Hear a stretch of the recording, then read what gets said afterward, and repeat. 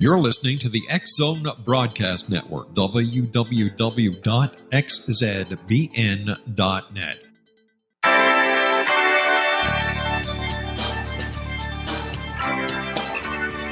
You're listening to the X-Zone Broadcast Network, www.xzbn.net. Radio's authority on the world of the paranormal and the science of parapsychology, celebrating 25 years of broadcasting around the world and to the great beyond.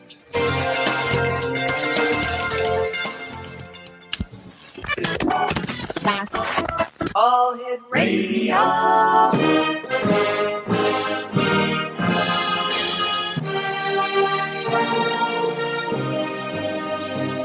Welcome to the X-Zone, a place where fact is fiction and fiction is reality. Now, here's your host, Rob McConnell.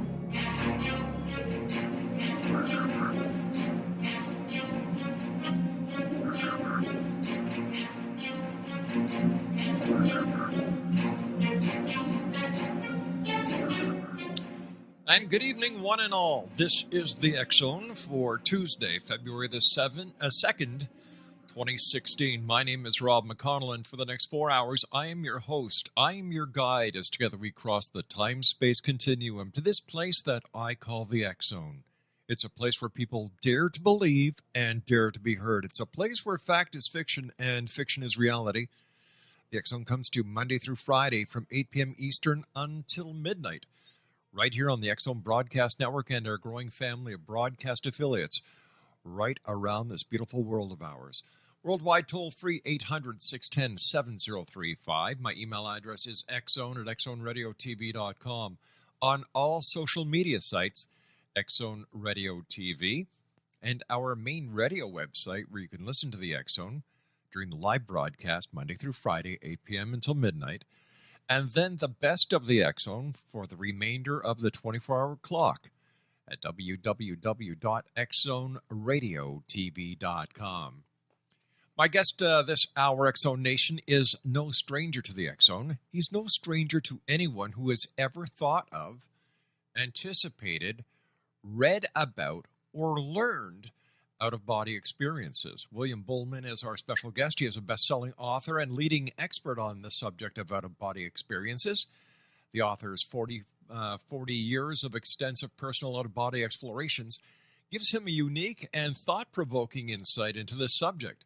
His first book, Adventures Beyond the Body, chronicles his personal journey of self-discovery through out-of-body travel and provides the reader, that's you and I, with the preparation and techniques that can be used for our own adventures. Joining us now is William Buhlman. And William, welcome back to the X-Zone. Great having you with us. Hi, Rob. It's a pleasure to be here again. Hey, to you and yours, a very happy New Year, my friend. Tell me, is there anything new in the world of out-of-body experiences that you find earth-shaking, shattering, or even out of this world, let alone out of this body?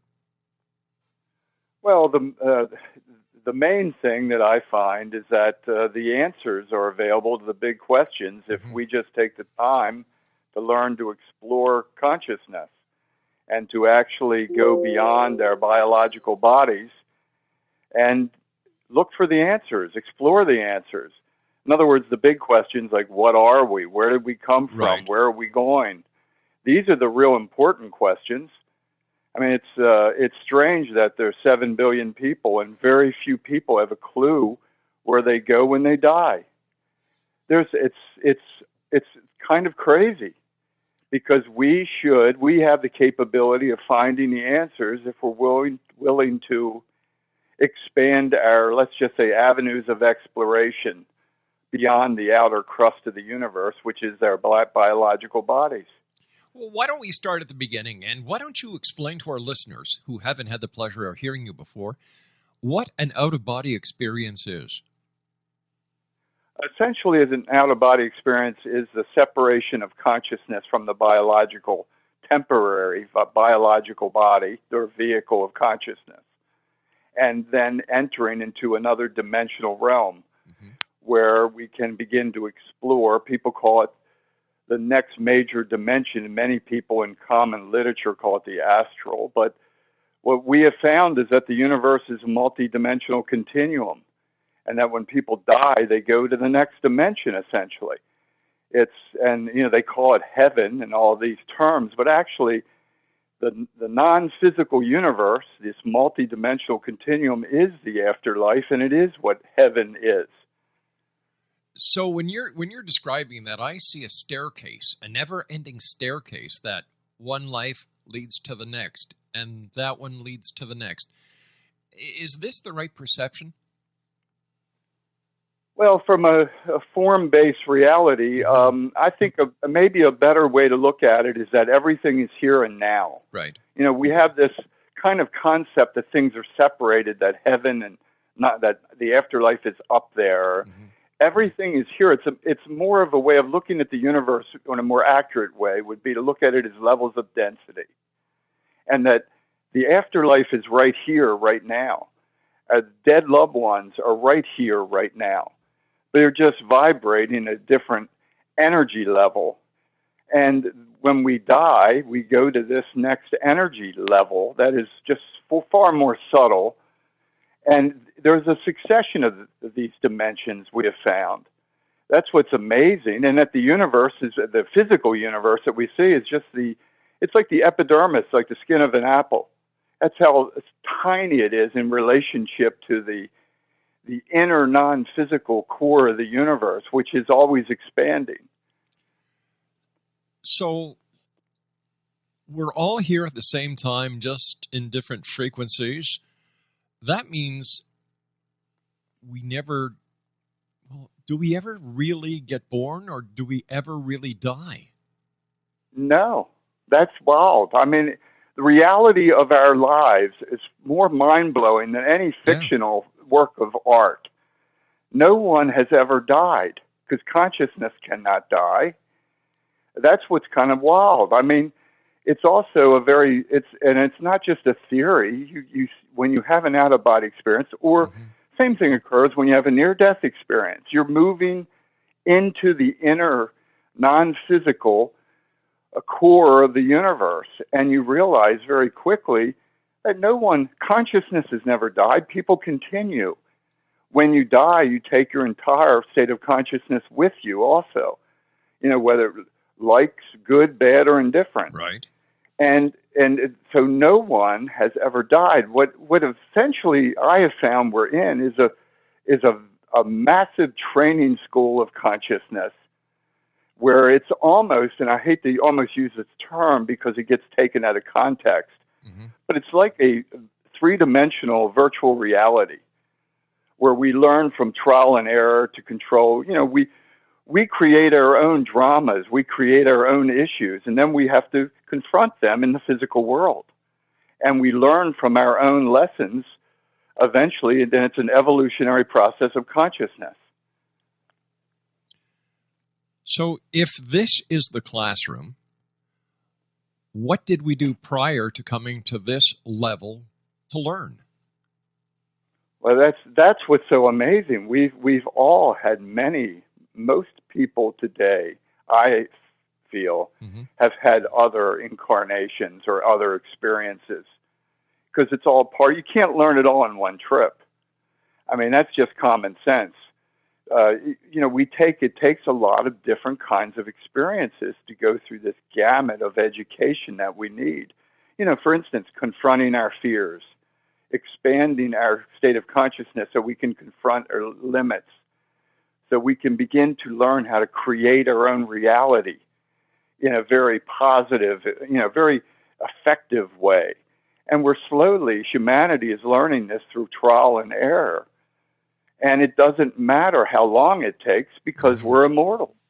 That's what's kind of wild about it's a magnificent system we're actually in. It's a system of evolution. But the evolution is not the biological changes. It's the evolution of consciousness, using these biological bodies as tools of this evolutionary process, or this expansion of consciousness. But how do we know that this is the way it really is, William, and that it's not like when we die, that's it, game over? Well, that's the beauty of out-of-body experience. That's why I'm so passionate about this idea of people self-initiating their own experience. I don't want anybody to believe a word I say. That's the beauty of this.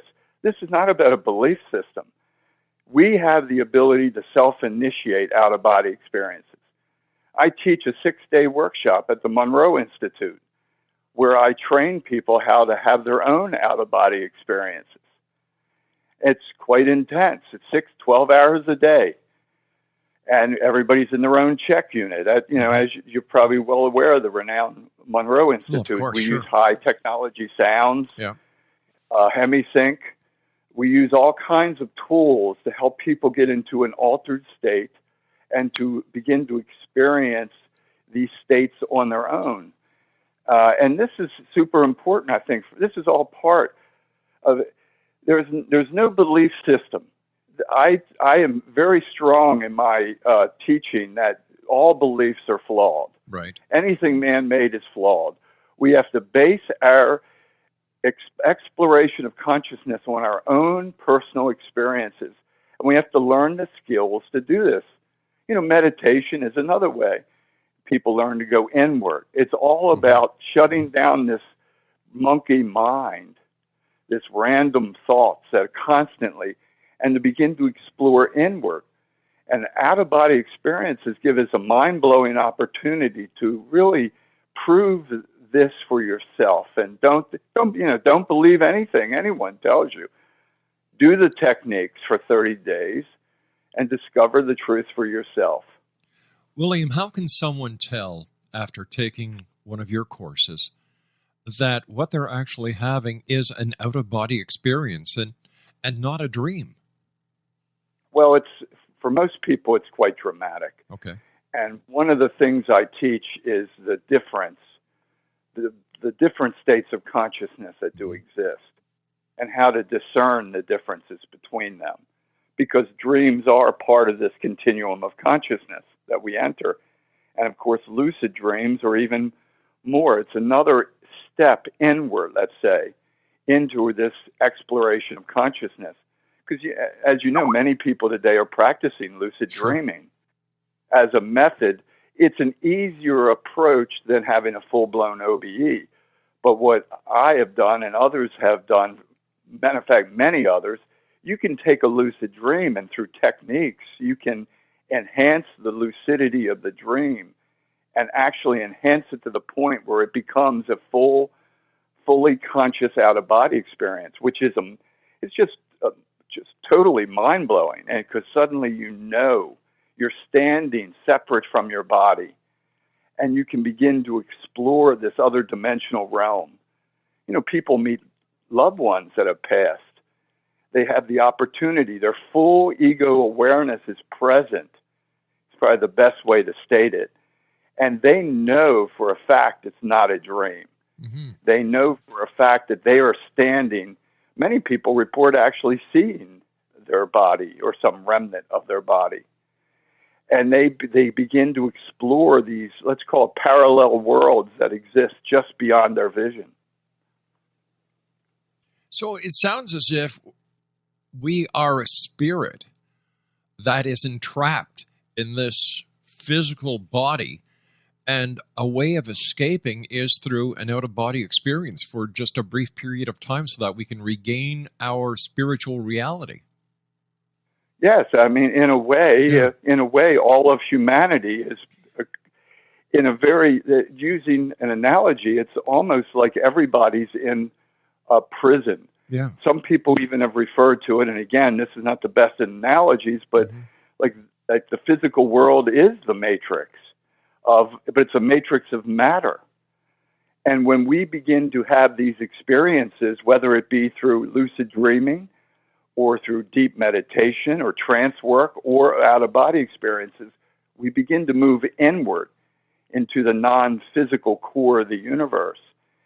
And we begin to connect with who we really are, because what's wild, and I've written about this in my books, we are not humanoid beings. Soul or consciousness is no more, it's not humanoid, it's not flower, right? It's not dog or cat. We are pure consciousness using a temporary humanoid form to learn and evolve. Maybe in the future we'll use other forms. Who knows? But right now we're using this biological body. It's an effective tool of exploration of the physical world. And that's why I always get a kick out of all the talk about aliens. And to be frank, I mean, if you want to see an alien, look at everybody around you and look in the mirror. We're all aliens to the physical world. We're only here for a very temporary period of time. And then we all exit. We have all this in common. The problem is that people don't know what they are. They don't know where they're going. They don't have a clue what their purpose is. But yet they come up with these hundreds and thousands of theories about, the universe and everything, when they don't know what they are. We have to begin at the core, and that is discovering what are we. If we're pure consciousness, it opens the doors to whole new realms, whole new levels of science, whole new levels of exploration. So let me use a different analogy then. Instead of the staircase, could we say that we are just like the caterpillar, and this part of our journey is where we enter the cocoon, and on the other side, after this death, we emerge as a butterfly. We go through a metamorphosis, whether it be spiritually or physically. Yes, in a way, both. Yeah. But when we emerge, what I have found and others have found is that the non-physical realms are incredibly thought responsive, and this makes perfect sense. In matter, things are denser and solid, and it takes longer for thoughts to have an impact. Eventually, all reality is molded. But when we're in the afterlife or in the non-physical realms, our thoughts and emotions have immense more creative power to mold and shape reality. So we have to remember that. In other words, this concept of heaven, it's a consensus reality of group individuals that have their group thoughts create these heavens or afterlife realities that you hear about all the time. It's consensus group thought that is molding this very subtle non-physical environment. This is our real home. And that's what's wild, is that as we're learning to focus our thoughts and to build our physical reality, that is part of the training we're here for. Because we have to learn how to focus our thought energy so we can be, let's just say, acceptable within these subtle thought responsive realms. William, you and I have to take our news break at the bottom of the hour. Please stand by. Great having you with us. It's always so interesting. And wow, you've been doing this such a long time. I remember talking to you about the survey that you put online. And I think when I last talked to you, there were over 16,000 survey participants. Has that number gone up? Yes. Oh, it's well over 20,000 wow. At this point, of people that have had out-of-body experiences and have completed the survey.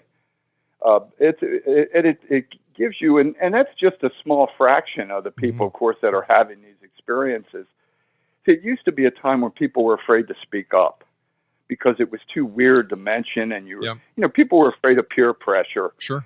Nobody wanted to sound weird, but nowadays people are waking up that, hey, this is normal stuff. This is what happens to people. Children especially have a lot of out-of-body experiences. People, as they approach death, are having a lot of out-of-body experiences. It's a natural part of our beingness because we're a non-physical being. What's strange is the idea that we'd be encased in a biological body for 80 years and never escape. That's a strange prison. And the Buddhists have been saying this for hundreds of years. They just use different terms about the bardos and about how the humans are basically entranced by their addiction to matter and the senses. They say the same thing. They just use different terminology. Well, no matter what you have here in this existence, you can't take it with you when you go. So what is the sense of acquiring and amassing all these physical properties when once you go, they're no longer of any use to you. Absolutely. Yeah. That's what many of the mystics and teachers, if you look at all the spiritual teachings of Jesus and a lot of the well-known master of spirit, what people consider today would be spiritual, these guys were having what today we call mystical experiences. A lot of these people were having out-of-body experiences, and they awakened to this concept of, oh my God, these objects are meaningless.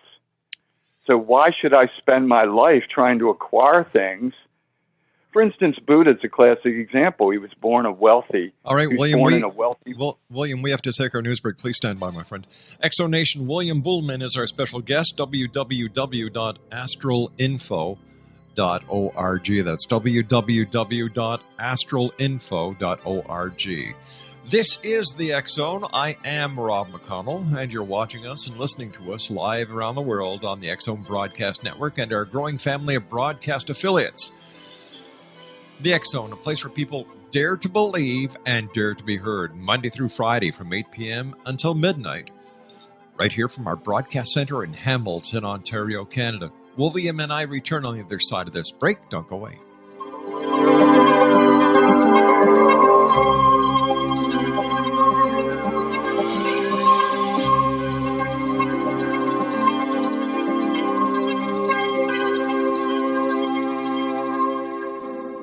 You're listening to the X Zone Broadcast Network, www.xzbn.net. And it's been documented. This isn't theory. I mean, there's books, many hundreds of books. That's why a near-death experience is so illuminating for people. It gives them just a glimpse of their totality beyond the body. Out-of-body experiences are more controllable, and you can extend these experiences and actually begin to search for the answers of the big questions. That's why this is so critically important, I feel, especially in today's world where there's increasing chaos with these belief systems that are now out of control. What has been your greatest discovery doing an out-of-body experience yourself? Well, there's been two, really. Number one was a revelation when I realized that I wasn't a human. I wasn't consciousness as a, because we're so indoctrinated in this self-identity that I'm a humanoid, that I'm we have all these roles. And it took, I guess in the second or third year, I finally had an experience that I call kind of like a higher self experience. And I went beyond all form. And I realized that this essential I, I'm not a biological being at all. I was just using a biological being for my education, for learning, for having experiences, for growing. And the other one was that the universe is a multidimensional continuum, and that the physical world is the epidermis layer. These two discoveries to me were just mind-blowing, because then everything started to fit together. Oh my God, we're in this vast continuum of dimensions, and each one is progressively less dense and more thought responsive. In a way, the physical world is like the kindergarten of the universe. It's like the dense training ground where people learn about what they are and what their capabilities are. And it really is. And as we continue to explore, we realize that we have immense capabilities of creation, that we can mold our thoughts. Focused thoughts have immense power, and that we have the ability to create nearly anything in the non-physical realms and mold it to our will, so to speak. But that takes responsibility. You have to learn that about your thoughts are things. And when you project out thoughts, everybody takes this, they don't think about what's the end result, but every thought is projecting energy out that is on some level returned to us. So we have to learn personal responsibility to control our thought processes, because they're incredibly powerful and creative. Anyway, those were the two main things that I found that were just life-changing. And then you realize, then you have to create a whole, it's so life-changing because then you have to begin to look at the world differently. Then everyone else is so obsessed with possessions and money and titles and all that, when none of that matters. That's a fleeting dream. Only thing that matters is the expansion of our consciousness. So we become more aware of who we are. And then we can begin to become evolved beings, truly evolved. I mean, I don't want to throw out the word spiritual is used too much. But it's the evolution of consciousness. And we do this by becoming effective explorers of our own consciousness. And that's what I feel is so needed today. People are being manipulated worldwide by belief systems because they have no personal knowledge of themselves. It's the greatest threat to humanity, is the lack of self-knowledge. It's the core problem of all the issues now facing mankind, because we don't know who and what we are. And since we don't know who and what we are, we latch on to flawed and false belief systems and theories and concepts that are leading the human race to self-destruction. Once we knew if everybody had an out-of-body experience, there'd be nobody would be killing one another. You would wake up and realize, oh my God, if I hurt someone else, I'm only harming myself. That raises a question. Why don't people universally have out-of-body experiences? Why isn't this common knowledge? Because of the self-identity. It's an indoctrination process. From birth, all of us have been indoctrinated to believe that we are a biological being. Our entire self-identity, everything around us, our parents, what have we been trained? Then we have these identities. I'm male. Mm-hmm. Over there is a female. I'm an American. We have all these roles. I'm a father. In other words, we have been indoctrinated into a false identity, this false humanoid identity. So people, it's religious identities, and there's layers and layers, hundreds of layers of false identities that have to be peeled away like an onion so that we can get to the core of what we really are. Because nobody's an American, or we're not American or Canadian. We're not a religion. None of those things have any reference point to what we truly are. And we have to begin to work on ourselves to peel away all of the bullshit, basically, that we've been conditioned to believe by our society, our educational system, and begin to really dig deep. It takes a lot of effort. And then what are you left with when you strip away all of the baloney that we've been taught? That's our core self. That's what needs to be taught, I feel, in our educational system, but it's not. Instead, it's just worthless meaning. A lot of it is, it's a continuation of the indoctrination. All right, but if you do not do certain things within society, whether you're a biological fallacy or whether you're a spirit, as long as you're in this realm of reality, there are certain things you have to do. There's no getting around or getting away from it. Like you have to pay your bills, you have to pay taxes, you have to do this, that, and the other thing. So what is the advantage then of an out-of-body experience is if when you return to your body, this reality hasn't changed? No, but you have a different viewpoint. You've awakened, like the Buddha said. You are awakened to the reality of now you can make effective and priorities about what is important. Everything changes because your priorities change.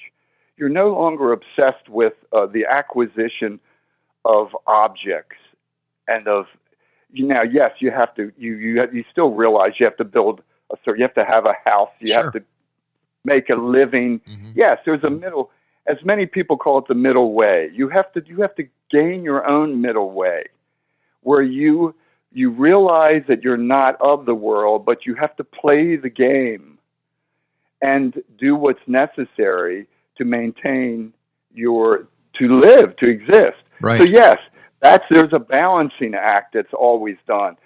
And that is, I think that's a good point to bring up, because you have to still be we're in this world, and it's important, but it gives you your lesson. For instance, when things happen to you, you have a wider perception of why they've happened. A lot of people repeat the same issues over and over their entire life, and they never understand that lesson will continue until it's resolved.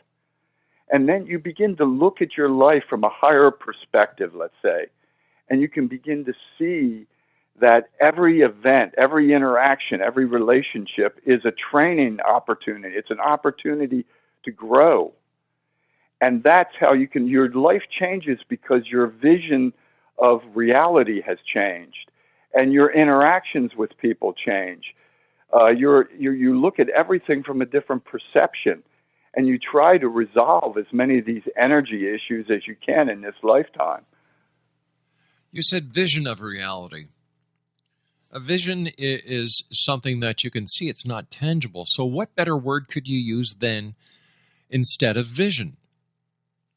Perception of reality would probably be a more effective way of looking at it. Because then it's all about priorities. Once you realize that the exploration of consciousness is important to obtaining the answers to the core problems, to the core issues. For instance, what does it mean to acquire the world, as they would say? You've earned hundreds of millions of dollars, but you still don't know what you are, where you come from, and where you're going.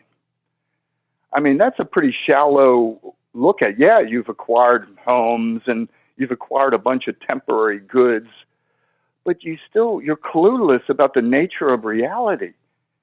This is what's important. That's why I feel the most critical thing that we need today is there needs to be a revolution in the exploration of consciousness, where we become active explorers, not believers.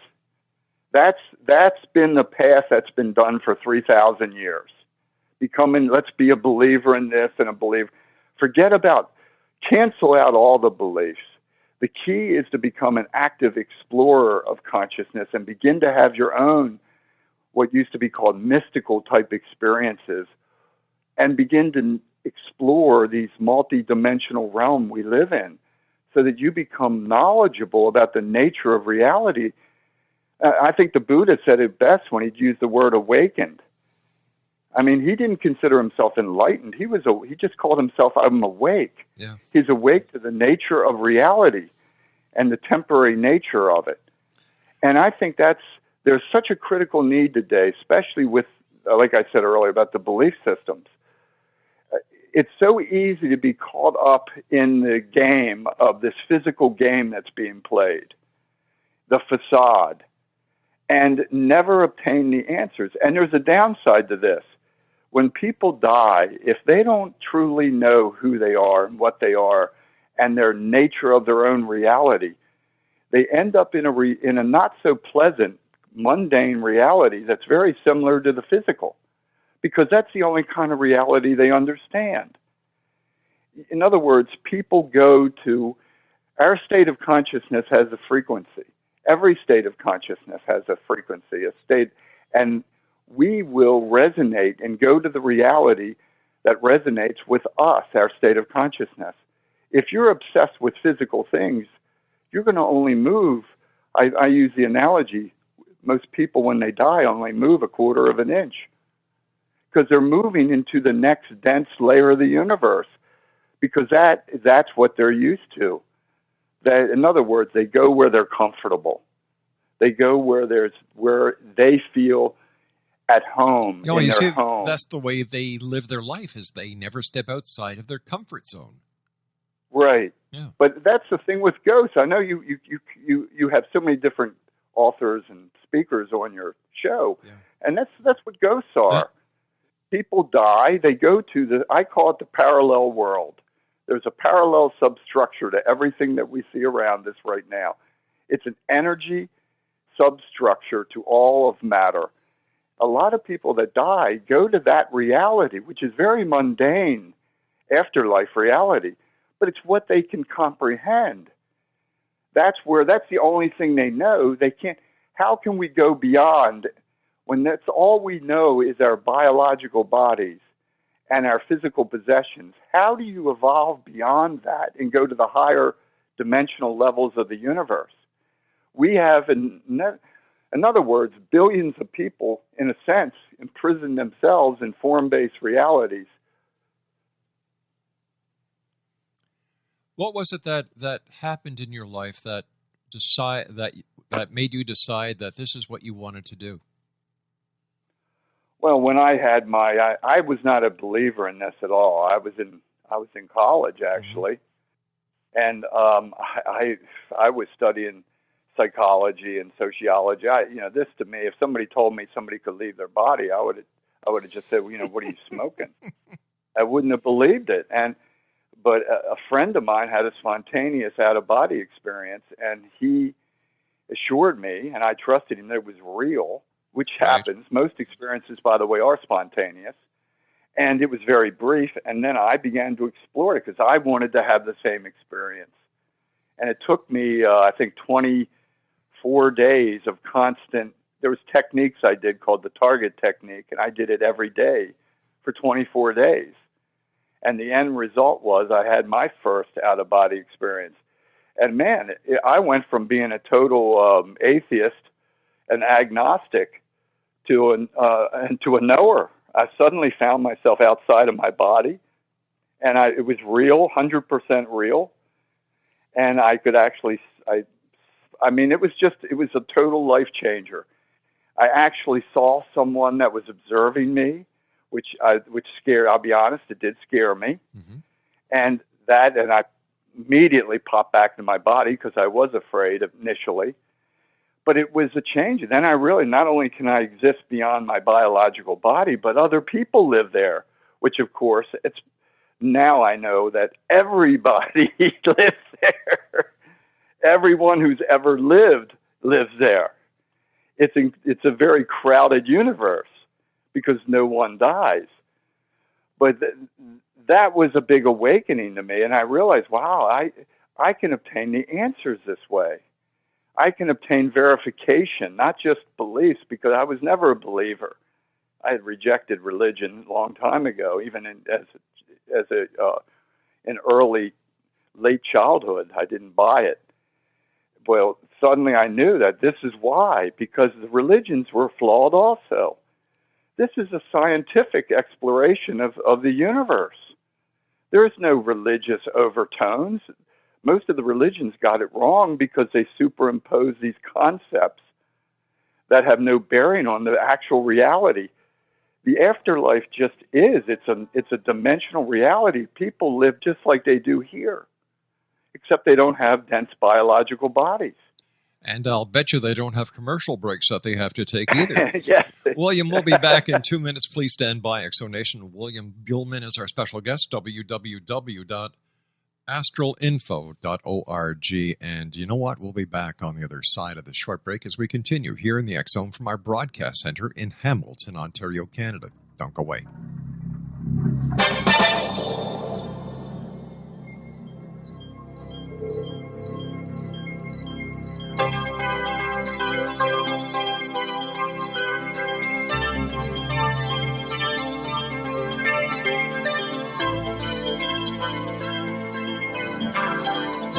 To the X Zone Broadcast Network, www.xzbn.net.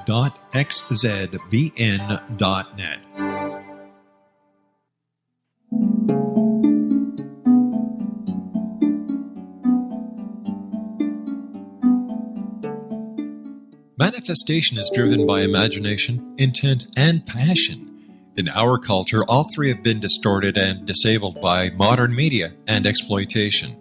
Re-engage your imagination and your passion by entering into the world of paranormal romance. Kahir O'Donnell takes her readers on an exciting journey into the endless possibilities of loving, passionate, and mutually respectful male-female relationship. Her latest book, The Long Dark Night, features special ops adventure, a daring rescue, a psychic woman from the stars, and a special agent that will die to protect her. The Long Dark Night by Kahira O'Donnell is now available at KahiraO'Donnell.com or Amazon.com. You're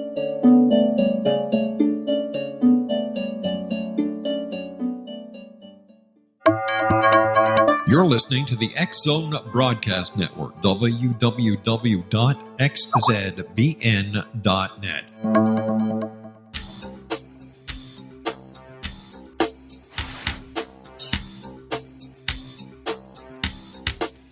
Talking about out-of-body experiences this hour with our very special guest, a good friend of the X Zone, William Buhlman. His website is www.astralinfo.org. William, how does sleep paralysis and the vibrations that people sometimes report, how do they relate to OBEs? Well, that's a great question. They are a prelude to out-of-body experiences. I and others, hundreds and hundreds of others, they're a normal prelude because it's part of the transition of consciousness that needs to occur. Mm-hmm. This whole idea of the vibrational state essentially is if you're laying in bed and you awaken, let's say, but you can't move your body, it's because you're starting to disconnect from the biological body. Many people experience vibrations, humming sounds. Sometimes these vibrations can be very intense. I get incredible letters from people saying that they thought it was an earthquake, and then they realized that it was them. Their energy body. It's not your physical body that's vibrating. It's your energy body. It's part of the separation, or what many people today call the separation response, where we're beginning to make the transition from our dense outer body, which is our biological body, and as we begin to shift our consciousness or transfer at least a portion of our consciousness inward to our next energy body, which is, many people call it the etheric or the astral. That is when all of this is occurring. It's the natural process of disconnecting the biological body so that you can begin to have a conscious out-of-body experience. I have paralysis just about at every time I have an out-of-body experience. It's short-lived. It only lasts for maybe 30 seconds, and then you separate. This is very common. According to research, about 70%, 65 to 70% of people have some form of vibrational state phenomena, and which means there's a partial paralysis. And this is nothing to be afraid of. This is a problem. There's not enough knowledge about this subject. People become terrified.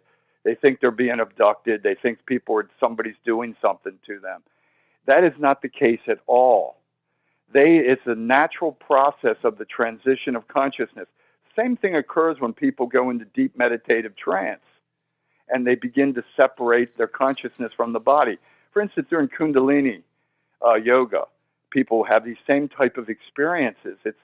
So I like the broadness, just not OBEs. A lot of people, this is all about the expansion of consciousness beyond the biological body. And that's the beginning phase of it. And once you realize that, you can work with it and not become afraid of it. And many of your listeners, or many people have this on a regular basis because they're open to it. Many people are having, as the evolution of consciousness occurs globally, more and more people are having vibrational type experiences. And these experiences are all part of the expansion of consciousness from the biological body to our other inner energy bodies. It's a wonderful adventure once you begin to understand what it is. But for many people, if you don't know what it is, it can be very terrifying because your mind goes crazy. Sure. There's a lot of fear-based ideas out there that it's external and someone is doing something to you. That is never the case. I want to emphasize that. This is a natural process that occurs during an out-of-body experience for the vast majority of people.